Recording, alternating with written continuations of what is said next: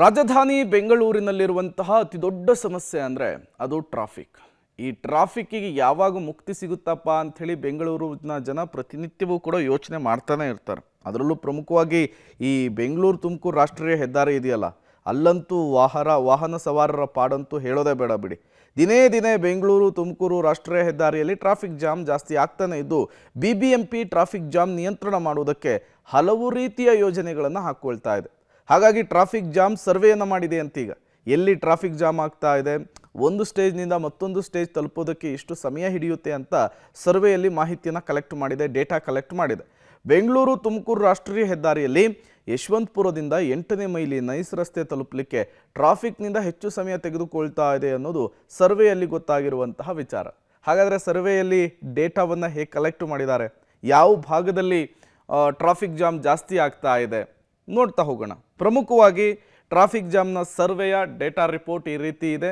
ಮೊದಲನೇದಾಗಿ Yeshwanthpur BMTC bus stop to Yeshwanthpur skywalk ಈ ಭಾಗದಲ್ಲಿ ಇರುವಂತಹ ಅಂತರ 0.8 ಕಿಲೋಮೀಟರ್.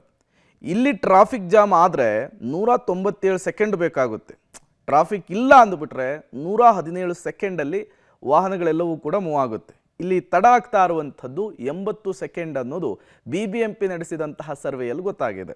ಇದು Yeshwantpur BMTC bus stop to Yeshwantpur ಸ್ಕೈವಾಕ್ವರೆಗಿನ ಡಿಸ್ಟೆನ್ಸಲ್ಲಿ ನಿರ್ಮಾಣವಾಗ್ತಾ ಇರುವಂತಹ ಟ್ರಾಫಿಕ್ ಜಾಮ್. ಇನ್ನು ಮುಂದಕ್ಕೆ ಹೋಗೋಣ. Yeshwantpur skywalk to MEI junction, ಇಲ್ಲಿ ಇರುವಂತಹ ಅಂತರ 1.2 ಕಿಲೋಮೀಟರ್.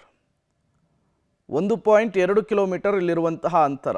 ಇಲ್ಲಿ ಟ್ರಾಫಿಕ್ ಇದ್ದರೆ 287 ಸೆಕೆಂಡ್ ಹಿಡಿಯುತ್ತಂತೆ ಟ್ರಾಫಿಕನ್ನು ರಸ್ತೆಯನ್ನು ಕ್ರಾಸ್ ಮಾಡೋದಕ್ಕೆ.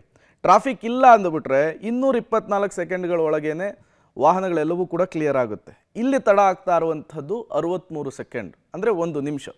ಇನ್ನು MEI ಜಂಕ್ಷನ್ ಟು ಗೊರಗುಂಟೆಪಾಳ್ಯ, ಇಲ್ಲಿರುವಂತಹ ಅಂತರ 0.6 ಕಿಲೋಮೀಟರ್. ಇಲ್ಲಿ ಟ್ರಾಫಿಕ್ ಇದ್ದರೆ 128 ಸೆಕೆಂಡ್ ಹಿಡಿಯುತ್ತೆ. ಟ್ರಾಫಿಕ್ ಇಲ್ಲ ಅಂದುಬಿಟ್ರೆ 107 ಸೆಕೆಂಡ್ಗಳಲ್ಲಿಯೇ ರಸ್ತೆ ಕ್ಲಿಯರ್ ಆಗುತ್ತೆ. ಇಲ್ಲಿ ತಡ ಆಗ್ತಾ ಇರುವಂಥದ್ದು ಬರೀ 21 ಸೆಕೆಂಡ್ ಅನ್ನೋದು BBMP ನಡೆಸಿದಂತಹ ಸರ್ವೆಯಲ್ಲಿ ಗೊತ್ತಾಗ್ತಾ ಇರುವಂಥದ್ದು. ಇನ್ನು ಗೊರಗುಂಟೆಪಾಳ್ಯ ಟು ORR ಜಂಕ್ಷನ್, ಇಲ್ಲಿರುವಂತಹ ಅಂತರ 0.5 ಕಿಲೋಮೀಟರ್. ಇಲ್ಲಿ ಟ್ರಾಫಿಕ್ ಇದ್ದರೆ 120 ಸೆಕೆಂಡ್ ಹಿಡಿಯುತ್ತಂತೆ. ಟ್ರಾಫಿಕ್ ಇಲ್ಲ ಅಂದರೆ 69 ಸೆಕೆಂಡ್ ಬೇಕಂತೆ. ಇಲ್ಲಿ ತಡ ಆಗ್ತಾ ಇರುವಂಥದ್ದು ಹತ್ತತ್ರ 1 ನಿಮಿಷ, ಅಂದರೆ 51 ಸೆಕೆಂಡು ಇಲ್ಲಿ ತಡ ಆಗ್ತಾ ಇದೆ ಅನ್ನೋದು ಗೊತ್ತಾಗ್ತಾ ಇದೆ.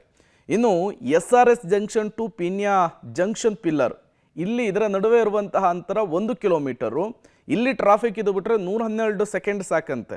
ಟ್ರಾಫಿಕ್ ಇಲ್ಲ ಅಂದುಬಿಟ್ರೆ 96 ಸೆಕೆಂಡು.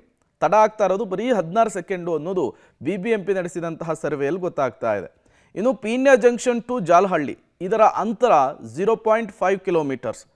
ಟ್ರಾಫಿಕ್ ಇದ್ದರೆ 65 ಸೆಕೆಂಡ್ ಅಂತೆ. ಟ್ರಾಫಿಕ್ ಇಲ್ಲ ಅಂದರೆ 55 ಸೆಕೆಂಡು. ಇಲ್ಲಿ ತಡ ಆಗ್ತಾ ಇರೋದು ಬರೀ 10 ಸೆಕೆಂಡ್ ಅನ್ನೋದು BBMP ಅಧಿಕಾರಿಗಳ ಸರ್ವೆಯಲ್ಲಿ ಗೊತ್ತಾಗಿದೆ. ಇನ್ನು ಜಾಲಹಳ್ಳಿ ಟು ದಾಸರಹಳ್ಳಿ ಜಂಕ್ಷನ್, ಇಲ್ಲಿರುವಂತಹ ಅಂತರ 0.8 ಕಿಲೋಮೀಟ್ರು. ಟ್ರಾಫಿಕ್ ಇದ್ದರೆ 143 ಸೆಕೆಂಡ್ ಸಾಕಂತೆ. ಟ್ರಾಫಿಕ್ ಇಲ್ಲ ಅಂದರೆ 110 ಸೆಕೆಂಡ್ ಬೇಕಂತೆ. ಇಲ್ಲಿ ತಡ ಆಗ್ತಾ ಇರೋದು 33 ಸೆಕೆಂಡ್. ಇನ್ನು ದಾಸರಹಳ್ಳಿ ಜಂಕ್ಷನ್ ಟು 8ನೇ ಮೈಲಿ, ಇಲ್ಲಿ ಇರುವಂತಹ ಅಂತರ ಎಷ್ಟು ಗೊತ್ತಾ, 0.6 ಕಿಲೋಮೀಟರ್ಸ್. ಟ್ರಾಫಿಕ್ ಇದು ಬಿಟ್ಟರೆ 88 ಸೆಕೆಂಡ್ ಬೇಕಂತೆ. ಟ್ರಾಫಿಕ್ ಇಲ್ಲ ಅಂದರೆ 47 ಸೆಕೆಂಡ್ ಸಾಕಂತೆ. ತಡ ಆಗ್ತಾ ಇರೋದು ಬರೀ 41 ಸೆಕೆಂಡು ಅನ್ನೋದು BBMP ಕೊಡ್ತಾ ಇರುವಂತಹ ಅಂಕಿಅಂಶ. ಇನ್ನು 8ನೇ ಮೈಲಿ ಟು ನೈಸ್ ರೋಡ್, ಅಂತರ 4 ಕಿಲೋಮೀಟರ್ ಇದೆ. ಟ್ರಾಫಿಕ್ ಜಾಮ್ ಇದ್ದರೆ 312 ಸೆಕೆಂಡ್ ಸಾಕಂತೆ. ಟ್ರಾಫಿಕ್ ಇಲ್ಲದಿದ್ದರೆ 290 ಸೆಕೆಂಡ್ ಬೇಕಂತೆ. ಇಲ್ಲಿ ತಡ ಆಗ್ತಾ ಇರೋದು 22 ಸೆಕೆಂಡು ಅನ್ನೋದು BBMP ನಡೆಸಿರುವಂತಹ ಸರ್ವೆಯಲ್ಲಿ ಗೊತ್ತಾಗಿದೆ.